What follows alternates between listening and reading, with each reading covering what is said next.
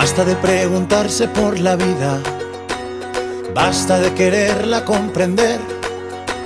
Tan solo has de meterte en ella. Hola, ¿qué tal, amigas y amigos que nos siguen a través de las plataformas digitales de la provincia pasionista del Sagrado Corazón? Es un gusto saludarles nuevamente. Estamos en el marco de la solemnidad de nuestro santo fundador, San Pablo de la Cruz. Conmemoramos 250 años de su fallecimiento y en este contexto hemos querido conversar con algunos religiosos pasionistas que ya llevan varios años trabajando y brindando su servicio en los diferentes países de nuestra provincia Sagrado Corazón. Es por eso que en esta ocasión me encuentro con el padre Enrique Silvestre, religioso pasionista, sacerdote español. Hola, padre, mucho gusto. El gusto es mío. Bienvenido, Okay. Gracias por aceptar conversar un momento con nosotros, padre. Es para mí un gusto y nos gustaría que nos comente un poco cómo ha sido su experiencia vocacional, padre, cuando conoció a los pasionistas, cuando entró con los pasionistas. ¿Cómo fue aquello? Te lo voy a contar porque eso a mí de alguna manera me marcó. A mí alguien me invitó para ir al seminario.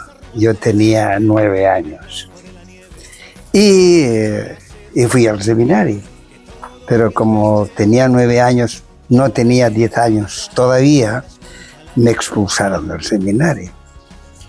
Pero yo, R, le decía a mi mamá que yo quería ser sacerdote.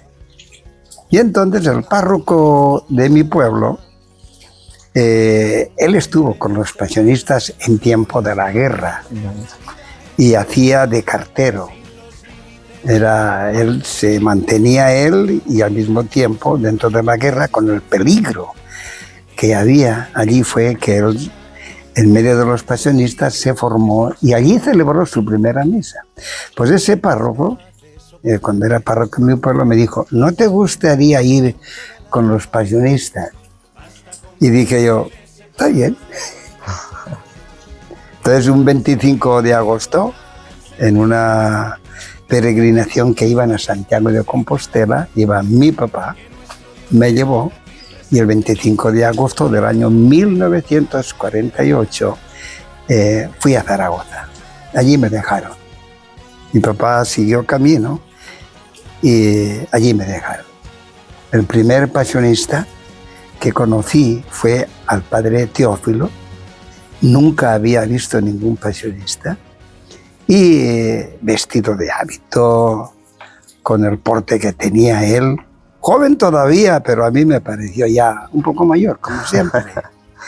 Y bueno, me llevó al dormitorio, me dejó en el dormitorio número 47 y allí me arrodillé. Y me acordé de lo que me dijo el sacerdote. Me dijo: pero quiero que sepas que los pasionistas son un poco rigurosos. Y cuando yo me arrodillé y recé mis 3 Ave Marías, toqué la cama y era bien dura. Dije yo: pues es verdad, eran camas de paja. De paja, claro. ¿Cómo se llama eso lo del maíz? Tusa, diríamos. La tusa. Eran camas de tusa, bien duras. Pero yo entonces me acordé, pues es verdad, y me acosté. Me dormí. Y al día siguiente fue que conocí a los demás sacerdotes, el padre Carracedo, el padre Juventino, todos aquellos que fueron famosos en su tiempo, ¿verdad? Y allí, pues diríamos, hasta hoy. Eso fue mi inicio. Allí conocí los pasionistas.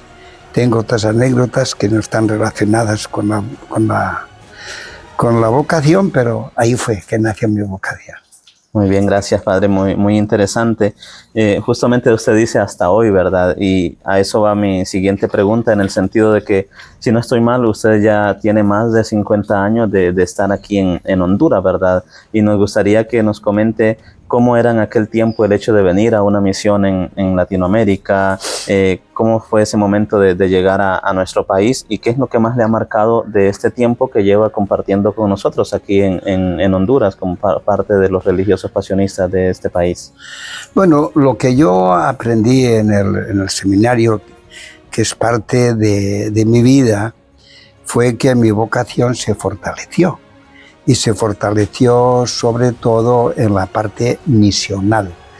Siempre he tenido un deseo profundo en el corazón de llevar el mensaje. Y allí en el seminario nosotros conocimos muy bien a San Pablo de la Cruz, porque entre los cursos teníamos concursos muy especiales. Por ejemplo, el concurso de conocer la vida, las fechas y los acontecimientos de San Pablo de la Cruz. Y lo conocíamos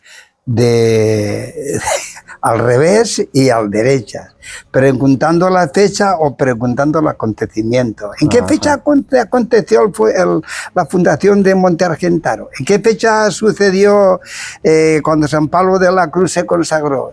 ¿Cuándo fue que llegó San Pablo de la Cruz y se consagró en Santa María la Mayor? Y todo eso a mí me llegó, estaba bien grabado. Total, eso de una manera o de otra, eso fue lo que a mí me llevó. Me daba miedo de que me echasen del seminario. Usábamos una palabra en aquel tiempo propia de allí y ahora tengo miedo de que me pufen, de que me echen, claro, ¿verdad? Sí, sí. Y entonces yo tenía ese deseo de perseverar. Entonces el seminario de alguna manera me marcó, seminario menor, porque en aquel tiempo el seminario menor realmente ya era como vida religiosa. Y en otro tiempo nosotros no íbamos de vacaciones, de modo que yo desde el primer curso hasta la ordenación sacerdotal, y cuando me dieron permiso para ir al pueblo para celebrar la primera misa, no había ido al pueblo. Entonces, realmente había estado alejado de la familia y del mundo. Más de 10 años. Casi 14 años. Casi 14 años. Eso en lo que hoy, bueno, yo creo que desde ese tiempo ya se conocía como la formación inicial dentro de la congregación, ¿verdad? Y lo que comentábamos también, ¿verdad? De esta experiencia de más de 50 años aquí en Honduras, ¿qué es lo que más le ha marcado de la labor de los pasionistas en este país? Me ha marcado el trabajo en las parroquias. Ha estado bastantes años. Yo he estado, desde que llegué, yo llegué un 1 de noviembre. ¿De qué año, recuerda? 1701, no, 1971. 71. Entonces me mandaron a Mochito. Antes no se decía Las Vegas, se decía el Mochito donde estaba la mina. Y a mí me mandaron del seminario, yo era el encargado de la pastoral vocacional, del seminario me mandaron al Mochito. Y vivíamos en una casita pequeña, de madera, que era de la compañía. Se llamaba Rosario, la mina Mining, bueno, no recuerdo el nombre. Rosario era la Rosario. Y entonces allí comencé a trabajar, comencé a organizar, como venía del seminario y tenía cierta experiencia de organizar la juventud, organizar el consejo, organizar el grupo de hombres. Eso fue, y estuve allí 15 años. Después, por las circunstancias, por las que fueran, me mandaron a San Pedro Zacapa. San Pedro Zacapa, un pueblecito pequeñito. En aquel tiempo solo tendría la cabecera municipal como unos 800 habitantes, no tenía más. Las calles de tierra, los animales, los chanchos, las gallinas, los perros, las aguas. En ese tiempo así era Zacapa. Y a mí me extrañó mucho porque yo venía de un pueblo donde toda la gente realmente era limpia, tenía agua, tenía todo, ¿verdad? Y a mí, porque en Las Vegas, a pesar de que también había mucha cosa, pero había un poco más de adelanto. Y ahí estuve 23 años en Zacapa. Y fue cuando conocí las aldeas, conocí los pueblos, conocí los caseríos.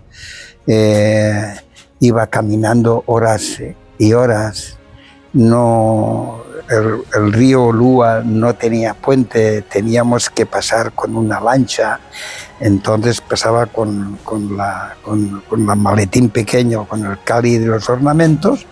Pasábamos de Lulúa, pues caminando hacia San Francisco de Ojuera y de allí a la montaña, caminando o en mula. Ajá. Eso por 23 años. Bueno, en ese tiempo ya tuve la suerte de que ya teníamos un coche, porque ahí estaba el padre Paulino, para descanse. Padre Paulino en eso era muy trabajador, trabajaba mucho por los campesinos, trabajaba mucho por las comunidades. Él era muy entregado en ese campo, etcétera. Quería que los pueblos adelantasen, que no les faltase la comida, que no les faltase realmente una buena casita. Él trabajó. Y ahí aprendí yo. Él era muy bueno para eso. Pero yo también trabajé y entonces conseguí, porque me enteré sobre todo de Adveniat y trabajé por construir todas las capillas de todas las comunidades, todas De esta parroquia. de esa parroquia.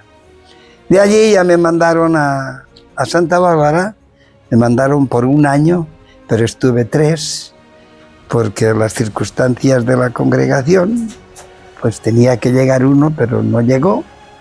Y entonces de allí ya me mandaron aquí a Pinalejo, donde estoy. A día de hoy. Y esto que ves aquí, esto fue la ilusión de los signos pasionistas. Ahí los tienes a la entrada del salón, etc. Aprendí esto, lo que se llama trencadís, donde hacíamos todo lo que ves el piso. Todo eso se llama trencadís. Y eso lo aprendí en Zacapa. Muy bonito también Ahí, todo. ahí trabajábamos con mucha gente, etcétera. Y ya, pues aquí. Muy bien, De muchísimas aquí gracias. al frente del centro, Las Milpas. Centro de Capacitación Las Milpas, en las instalaciones donde estamos ahora. Centro de Espiritualidad Información, Las Milpas. En el occidente de Honduras, ¿verdad? Para los que nos están siguiendo de otros países. Muchas gracias, Padre, por este compartir, ¿verdad? Estamos, como decía al inicio, conmemorando 250 años del fallecimiento de San Pablo de la Cruz, y usted comentaba que en esos primeros años, sobre todo, ¿verdad? Se ayudaba en la formación inicial a conocer bastante del fundador. ¿Qué es lo que cree usted que es lo más relevante para el mundo de hoy de San Pablo de la Cruz? Bueno, aquí tienes el escudo, por ejemplo. Pero no es el escudo original. El escudo original ya sabes tú lo que dice. Sí. Aquí lo tenemos. En este lado, sí. Aquí San Pablo de la Cruz y Jesucristi Pasio. Entonces, ese carisma de San Pablo de la Cruz a mí me marcó desde que era pequeño y entré en el seminario.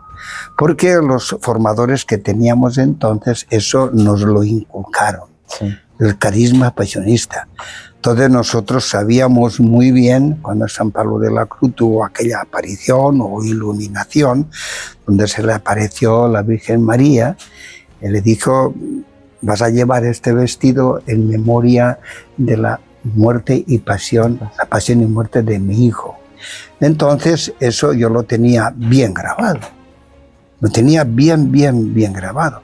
Y la frase que se dice ahora, de la razón por la cual en el mundo hay tanto mal, por el olvido de la pasión de Jesucristo. Y yo lo tenía bien claro, al menos en teoría. Y también creo que en la práctica.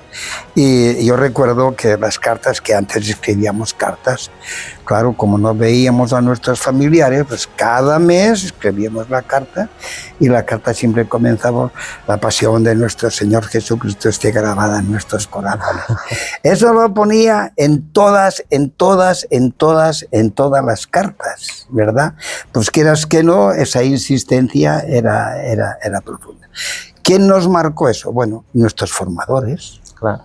transformadores, como lo tenía bien claro cuál era el carisma pasionista, que era la memoria passionis que decimos ahora, nosotros nos enseñaron a meditar sobre la pasión. No teníamos entonces la idea que ahora manejamos un poquito más fuertemente, que son los crucificados del mundo, ¿verdad? Bueno, en aquel tiempo eso fue después, Sí. bastante posterior, cuando yo estaba en Zacapa. Cuando estaba ya en Las Vegas comenzó, ¿verdad? Lo que llamamos la teología de la liberación. En aquel tiempo no. En aquel tiempo realmente nos enseñaban a meditar sobre la pasión de Jesucristo y a contemplar la cruz, etc.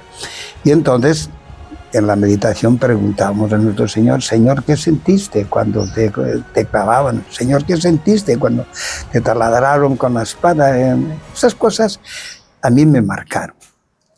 Gracias, padre. Finalmente, aprovechando el momento, ¿verdad? Usted, que desde los inicios, según nos comentaba, apoyó bastante como parte de la promoción vocacional. Ahora mismo, aquí donde estamos, es una casa de formación inicial. ¿Qué le diría usted a los jóvenes que están ahora mismo con inquietud vocacional? Le recordaría la importancia que tiene no tanto la pasión y muerte de Jesús. Les diría la importancia que tiene Jesús de Nazaret en la vida social. Porque el proyecto de Jesús que nos enseñó fue su reino. Y él decía: el reino de Dios está en medio, el reino de Dios está en medio. ¿Y ustedes qué reino era? El reino de Dios es Jesús y el reino de Dios es su proyecto. Y él lo desarrolló en toda su vida, en la vida pública y en la vida, bueno, sí, en la vida pública sobre todo, y sobre todo lo manifestó en su pasión. Cuando le preguntó el Pilato, luego, ¿eres rey? Claro, soy rey, pero mi reino no es de este mundo. Ya decir, ¿qué necesita la juventud de hoy? No conozco bien la juventud de hoy. Te lo digo en serio, no conozco bien la juventud de hoy. Y de alguna manera estoy un poco, no preocupado, porque la preocupación nos dijo Jesús de Nazaret que no, pero me llama la atención. Los medios de comunicación están haciendo mucho daño a la juventud. Es muy bueno, pero les está haciendo mucho daño. Entonces, ¿cómo unir? Esa es mi pregunta. ¿Cómo unir el Evangelio, Jesús de Nazaret, etcétera, con toda esta inquietud que vive hoy la juventud? Medios de comunicación, el internet, etcétera. ¿Cómo se llaman esos medios? El Facebook, redes sociales. Twitter, redes sociales. Ahí está. Es decir, podemos hoy infundir en la mente de los jóvenes lo que a mí me ayudó a vivir. No estoy muy seguro. Pero a mí lo que me lleva hoy se llama Jesús de Nazaret. Él es el camino, Él es la verdad, Él es la vida. Y si Jesús de Nazaret no entra en la sociedad, su reino no va a comenzar. Para que el reino de Dios comience, tiene que ser a través de Jesús, que viva en los corazones de todos. Con los jóvenes, pues claro, porque los jóvenes decimos que son el futuro de la sociedad y el futuro de la iglesia. No, sí. Decimos. Incluso el presente, dicen algunos. Bueno. Pues definitivamente muchísimas gracias, padre, por este compartir, este momento ameno de compartir. Gracias por contarnos un poco de toda esta experiencia de tantos años como religioso pasionista. Ojalá que podamos compartir en otros momentos más de toda su experiencia. 71 años. Y de vida de religioso. En noviembre 91 cumplirá, ¿verdad? Y de vida 91. Y de sacerdote 54. 54. Es toda una vida, ¿verdad? Gracias por compartirlo. No, de religioso 64. Ajá. 64. Así que, pues muchísimas gracias a usted, padre, gracias a toda nuestra audiencia de las redes sociales de la provincia Sagrado Corazón, provincia pasionista. Gracias también a Oscar Santamaría de Radio Actualidad, que está por aquí colaborándonos en la grabación. Un abrazo y que el Señor les acompañe. En el hambre y en la sed, sal de ti, que todo te afecte. Llora, quiere, grita, calla, no te das cuenta, la vida pasa. Es tan sencillo, el hombre no es capaz de soportar. Basta con vivir.